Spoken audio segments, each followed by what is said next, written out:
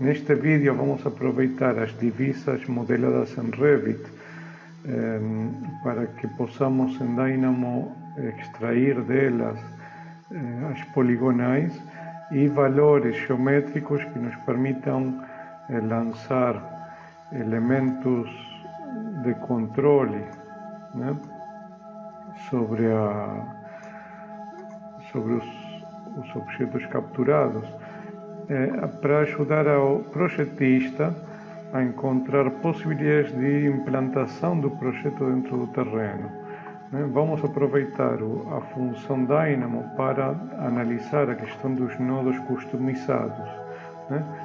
Por exemplo, esse nodo que está aqui, de análise das divisas, nós vamos utilizar em várias funções. Então, vale a pena extrair dele o conteúdo e guardá-lo como um nodo específico, que poderá ser utilizado em várias funções. Esse é o conceito de biblioteca de funções.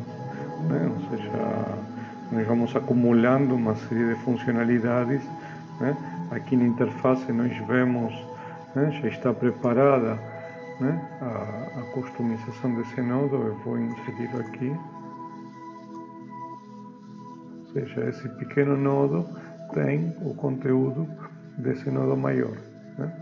Então ele pode ser chamado sempre que precisarmos. Então vamos analisar essas questões nesse novo vídeo. Bom, vamos começar. Eu vou começar por esse nodo, que é a análise das divisas. Então, em Revit eu tenho modelado aqui várias divisas. A divisa em Revit é criada a partir do menu Math Site. São as Property Lines. A Property Line que pode ser desenhada ou pelas dimensões do cadastro de loteamento ou desenhando a linha, fazendo o sketch da linha. Eu vou fazer, por exemplo, esse sketch da linha. Então, represento aqui um lote. Fecho. Tenho mais um lote no meu elemento. Essa property line tem uma categoria específica. Eu posso até colocar parâmetro de nome do lote. Isso poderá ser também motivo de extração de informação desse lote. Não vou fazer isso agora. Vamos manter a coisa um pouco mais simples. Então, tendo esse lote, o nodo, o que ele está fazendo? Ele está capturando as categorias de Property Lines, todos os elementos dessa categoria, e está passando para o code block a divisa. Dessas divisas se faz a quantidade de divisas, ou seja, aqui eu tenho 4, 5 divisas. Por isso que tem esse slider que me permite comutar entre as divisas que eu limitei. Aqui, coloquei mais uma divisa, então tenho 5 divisas. E como estou utilizando a função modular aqui, embora eu possa ter aqui uma quantidade de 400 lotes, não importa. Eu vou sempre estar agora entre esses 5 lotes. Dentro desses lotes, claro, aqui não preciso exagerar, vou colocar de 0 a 5, é suficiente. Muito bem. Então, capturo dessas divisas, capturo o lote. A divisa é um elemento. A divisa é um elemento. Desse elemento lote, eu vou capturar a geometria. Então, se eu coloco aqui um watch, aqui eu tenho uma lista de objetos. O lote é um desses objetos E essa linha me retorna as linhas que compõem individualmente essa poligonal. Aqui no caso tem 7 linhas, de 0 a 6. 7 linhas conectadas perfeitamente. Com essas 7 linhas eu formo a policurva. A policurva. Com essa função join curvas. Já utilizamos essa função em algum outro vídeo. Então, essa pequena função aqui, que serve para selecionar o lote, ela se transformou em um nodo customizado. Como foi esse processo? Bom, vejam o seguinte. Se eu começo um arquivo em Dynamo, começo um novo projeto, eu posso ter um workspace, um home workspace, ou seja, o workspace é o espaço de trabalho para criar uma função Dynamo com extensão DIN, um fluxo Dynamo DYN, mas também eu posso criar um custom node. Um custom node se caracteriza por ter uma identificação. Ele tem que ser identificado. Vou colocar aqui, selecionar meus lotes. Esta função seleciona todos os property lines do modelo.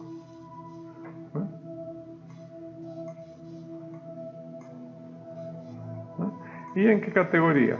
Eu criei aqui uma categoria seleção. Já tenho a categoria seleção. Eu vou guardar esse lote, Não posso colocar name, selecionar,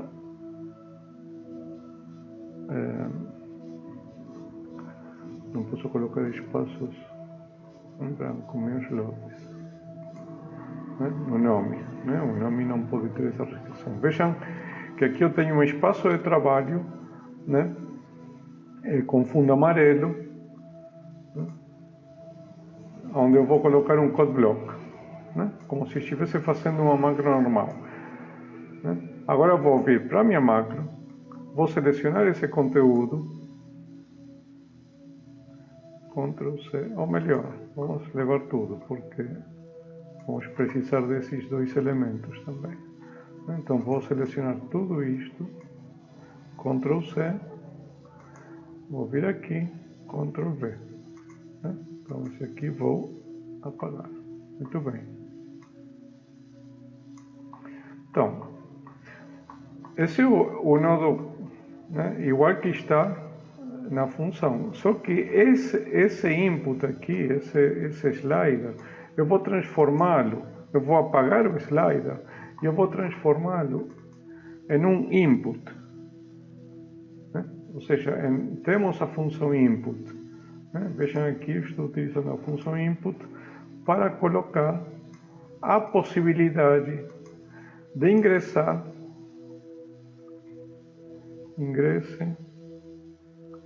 número do lote. Também não posso colocar, essas regras sintáticas têm que ser respeitadas porque não posso utilizar espaço. Eu vou colocar aqui um valor default igual a 0, para garantir que mesmo não ingressando nada, eu sempre vou ter pelo menos, sempre que o sistema achar um lote, vai ter o primeiro lote da lista. Bom, esse é o input,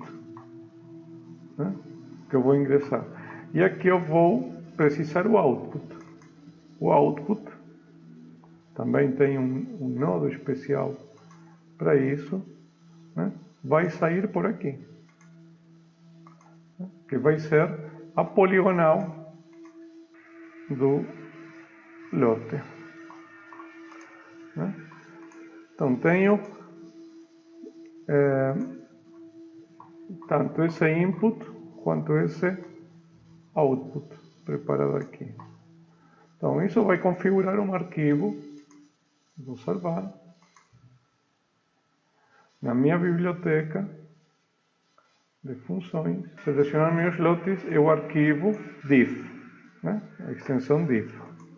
Então, tenho o arquivo diff. Agora fechei. Se eu venho aqui no Dynamo e abro aqui, né? Vejam que eu já tinha ele preparado aqui, né? Criei outro igual, no fundo. Selecionar meus lotes. Então, tenho aqui, né? O que acabamos de fazer? O input, que tem o seu valor default, 0, que eu ingressei, né? E a saída, que é a poligonal do lote. Tá? Então, esse pequeno nodo customizado, né? Agora eu vou utilizar Ctrl+C, Ctrl+V. Esse valor, esse slider, que eu vou ingressá-lo aqui. Eu vou poder apagar esse conteúdo e vou substituir, né, na minha função, né, a poligonal do lote, que vai entrar aqui nesse outro nodo. Né? Então, agora, o exame que eu vou fazer do loteamento vai ter esse nodo como mecanismo, né, de trabalho. Então, como eu vou utilizar duas funções para analisar o lote, vou analisar perimetralmente e vou analisar também as linhas de força desse lote, né? Vou utilizar esse nodo duas vezes, esse conteúdo duas vezes. O mesmo pode ser feito com diversos grupos de tarefas que vamos organizando em nossos fluxos de trabalho.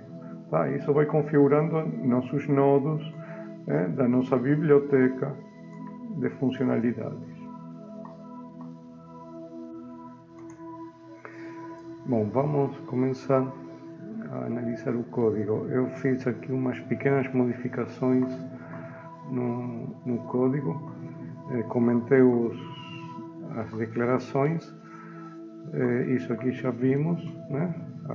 A seleção do lote, o nosso input é customizado, né? O nosso nodo customizado. E nós aqui temos 3 sliders numéricos e um slider booleano para inverter o sentido da normal que vamos calcular, né? Que vai ser calculada na função. Então, o CodeBlock recebe a poligonal do lote, né? Recebe a poligonal externa do lote. Com isso, ela constrói duas poligonais, né? Duas poligonais a partir de um valor de offset, ou seja, aplica um offset na poligonal do lote, né? Com um valor de distância de afastamento, né? Então, esse primeiro slider com a distância de afastamento define, né, de acordo com a prefeitura de cada cidade, de acordo com o código de planejamento urbano da cidade, vai ter, né, parâmetros de afastamentos que têm que ser respeitados, né? Se tivermos afastamento zero, a construção vai se apoiar nas divisas, né? Com a poligonal do lote, também fazemos um novo offset que vai acumular, além do afastamento, vai acumular a dimensão de profundidade perimetral, né? Então, essa profundidade perimetral que vai ser estipulada pelo projetista, né? Vai definir uma primeira abordagem aqui de dimensionamento do volume desse projeto. Muito bem. Essas são duas poligonais, mas com elas vamos precisar trabalhar linha, cada poligonal, cada linha da poligonal independente. Então, fazemos uma explode, né, dessas duas poligonais. E com isso, começamos a calcular a normal da curva interna, né? Estou trabalhando agora com a curva interna, com essa curva interna, no ponto médio, né? Ou seja, a normal é a direção ortogonal a essa linha, né? Com essa mesma curva interna, calculamos um ponto de referência no ponto médio de cada linha. Vejam aqui essa função vocês conhecem, pointed parameter, né? Dessa policurva, né?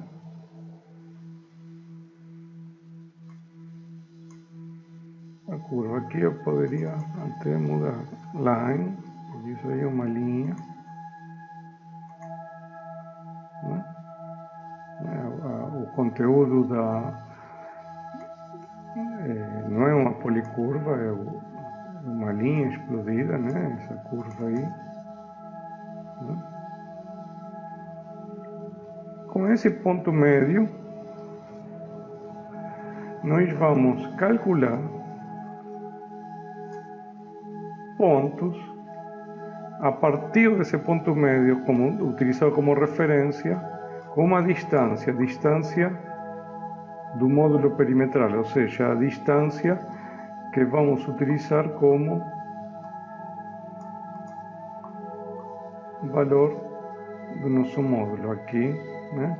Vejam que à medida que eu diminuo a distância, né, e aumento a distância, o módulo aumenta, sempre centralizado em relação à linha, absorvendo as diferenças nas extremidades, né? Quando a dimensão for maior, né, do último segmento restante, né, não vai haver ponto. E a partir desses pontos, né,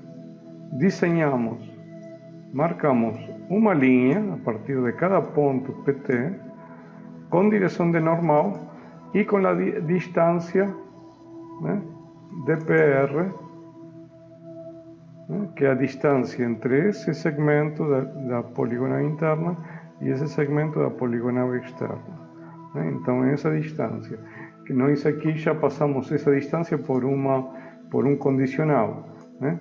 Se invirto, vou utilizar a distância negativa. Se não invirto, vou utilizar a distância positiva. Então vejam como agora, né, a poligonal veio para dentro, eu tenho que invertir para que ela venha para fora, né? E com isso eu vou ter uma segmentação, né, desse espaço volumétrico que estamos planejando aqui, perimetral, e apoiado, né, na poligonal do terreno, com o qual nós vamos criar duas superfícies, né?